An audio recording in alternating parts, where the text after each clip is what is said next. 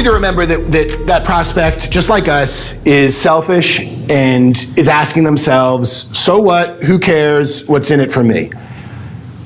And just as a parenthetical comment, I've studied a lot of different sales and marketing people and read a lot of books, and I don't claim to have come up with everything in this presentation. I just don't know who the first person who said, so what, who cares, what's in it for me in this context is. Otherwise, I would have attributed it. Later I have some quotes. But I think this is really, really important. And it's one of the things that I learned that kind of changed my mindset about selling a little bit. That when we realize that this is kind of that defense that our prospects have, that naturally, if we're coming to them with an offer, if we want to take their time, if we want to connect with them and hopefully be able to sell them into our products or services, we need to realize that these are questions that we have to answer. And the way that most salespeople learn to sell and they go about selling is with features and benefits. Features and benefits of your product and service. This idea that people make decisions emotionally, and that's what the benefits connect to, and they justify those decisions logically. And I think it's true. There's no question that features and benefits are important. And as I'm going to talk about later in a sales process, there is a time for that, for focusing on the features and benefits of our product or our service. I think it's kind of one of those boxes that we need to tick off during a sale. But I feel as if it's not the most effective way to sell if we're just slamming features and benefits down the throats of our prospects. It's the equivalent of me, stuck under a sink, bashing my knuckles again and again. It can work, but it's sometimes like trying to squeeze that. Yeah. And it's also not differentiating you from everybody else that's doing the same thing. Exactly. And you have to find, unique ways to position the same features and benefits if you're in a highly competitive market where your competitors are likely offering very, very similar features and benefits. And I think all that's important, like the idea of unique selling propositions. I truly believe in it and not trying to discount it at all. You should be unique and you should find unique ways to position yourself. But overall in the sales process, if we can switch the focus from the features and benefits that we're offering to what the prospect is thinking and what they want, it really creates, I think, a much smoother sales process that allows us to close sales faster, God bless you, and do everything we talked about in the beginning. And that's the alternative. The alternative approach from the traditional kind of features and benefits oriented selling is to completely flip our focus away from our products and services. And again, nothing breakthrough that I'm sharing here. We've all heard this to some degree in Ben's training, the idea, what we go through in the taking stock, the idea of thinking of our product or our service as that obstacle. And as I mentioned, Jay Abraham, that you attitude. But I think we forget it sometimes. And when we're in a sale, when we're on a call, and before I continue, how many people in the room sell either face-to-face or have to get on the phone with a prospect? So essentially everybody. The focus needs to be on them. Somebody said, and I don't remember who said this, and I looked it up on Google and couldn't figure it out, but the secret to success is to find out what other people want and show them how to get it. And I think this is true. But I feel like it's missing something. I feel like it's incomplete to some degree. Knowing what someone wants is not enough because anybody can figure out what someone wants. If somebody is coming to you for your product or service, like if an insurance agent is coming to you for your program, to a great degree, you can figure out what they want. I mean, they're coming. Obviously, they want to grow their insurance practice in some way, and that's valuable. It's important to know. But I think the secret to success is knowing why they want it. Ultimately, being able to dig much deeper than just the what that they want, but figuring out why they want it. At the core, what is it that's driving them to want what it is you sell or to consider it? And then if we can show them how our product or service will fill those needs, we'll give them what they want, we'll move them further down the road that they're trying to go or move them further away from the pain or the discomfort that they're trying to get away from, we become much more effective salespeople. So we need to figure that out. What does our prospect want to achieve? What do they want to avoid or eliminate? What do they want to move towards or away from? And why do they want to do these things?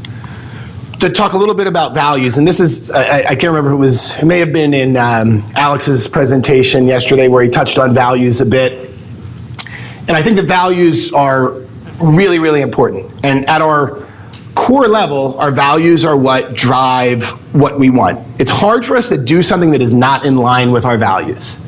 If you value behaving in a certain way, or you value certain traits about yourself, or there's certain things that you want to achieve, they tend to align with our values. So, and a value is a person's principles or standards of behavior, one's judgment of what is important in life. Our values shape our world. Tying into the context that we talked about earlier today, our values help, or are very important in the way that we see the world. And our values, this is from The Confidence Gap, actually a book that Ben recently recommended that I was reading as I was putting this together, and it tied in really well, I think. Our values are like magic glue. They glue together the tiniest little actions to the biggest long-term goals.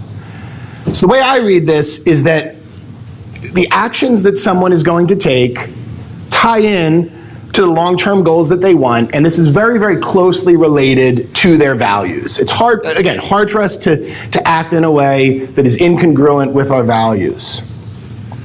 But what's important to remember is that no two of us are exactly alike. So no two prospects that we talk to are exactly the same. In any given situation, we have certain expectations which are closely connected to our values. When you make a decision, your values, whether it's conscious or subconscious, they're going to come into play. And this is what's called criteria. So the expectations that you have in any given situation. Everyone is here today for their own personal reasons. And when you were thinking about becoming a member in Ben's group, you likely, considered sort of the pros and cons, but there were certain criteria that needed, kind of boxes that needed to be checked. They tie in closely to your values.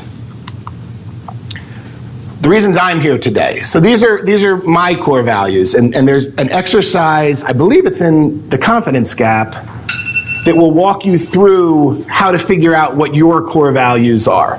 And going through that, what I've come up with is my core values: family, freedom, self-reliance, stability, respect, generosity, fitness, contribution, friendship, and pleasure. Some of these I think I act in congruence with or in alignment with regularly. Others I do not. Like fitness, for example, I've not done a good job over the last few years. My excuse is always that I have kids and it's difficult to go back to the gym and do all these things and always eat as well as I should. And so I often feel somewhat guilty because of that, feel like, I'm missing out. I'm not acting in alignment with my values. But the reasons I'm here today tie in very, very closely to these core values.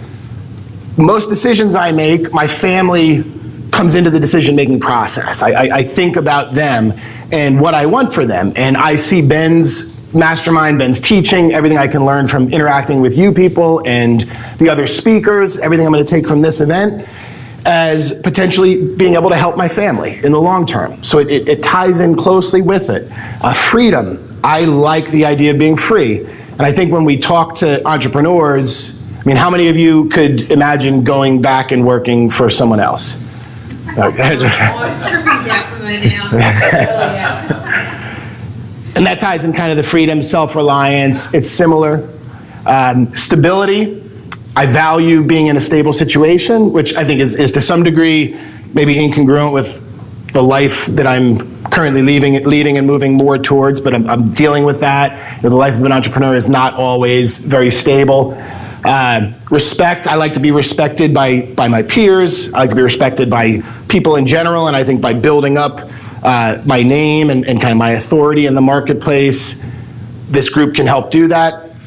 And all these others. Generosity, by having more money, I can help more people. Friendship, here building relationships with people that I met online, many in kind of the virtual world, but now in the real world, and all these. So these are my values, and what we gain from it here. I gain new skills that can help me achieve many of these things, better position myself, increase income to benefit family and finances, stronger relationships, earn more money. All of these things went into my decision of the reasons why I joined the group, and I'm, of course, here today.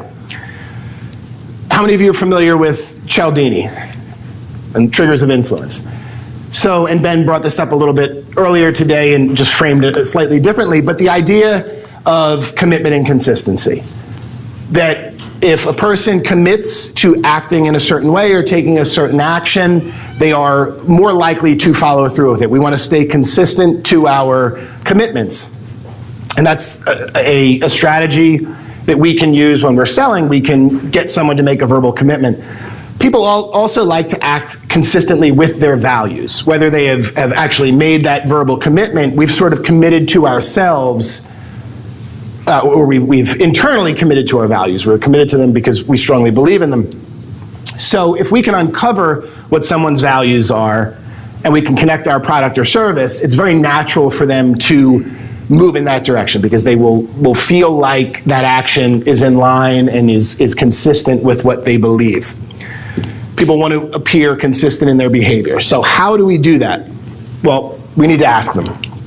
So it's not rocket science, but I think it just comes down to having the right strategy. And Jeff talked a lot about questions, and actually some of the questions that he shared really relate closely to some of the ones that I use in doing this in the way that we teach it.